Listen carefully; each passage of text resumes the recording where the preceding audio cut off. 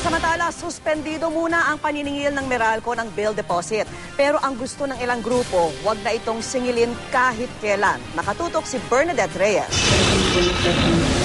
Pansamantalang ipinatigil ng Meralco ang pangungulekta ng dagdag singil sa bill deposit habang pinaplansya ang mekanismo ng paniningil. Sa pulong kanina, inilatag ng Meralco sa Energy Regulatory Commission ang planong gawing utay-utay ang pagbayad ng bill deposit. Ang bill deposit ay kinukolekta ng isang distribution utility tulad ng Meralco bilang seguridad sakaling hindi magbayad ang customer. Nagbabago ang halaga nito depende sa rami ng appliances at konsumo ng customer. Sakaling aprubahan ng ERC, sa January 2013 pa ang unang hulog ng mga customer. Buo yung refund at magaganap na. Walang delay sa refund, no? Kundi ang atin lang dinifer and staggered is the collection of the additional deposit.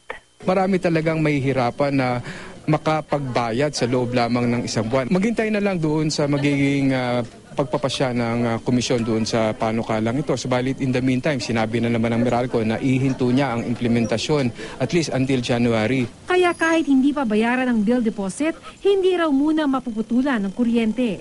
Pero para sa grupong Gabriela at Freedom from Debt Coalition na nagkilos protesta sa tanggapan ng ERC, kailangang ibasura na ng tuluyan ang pangungulekta ng bill deposit.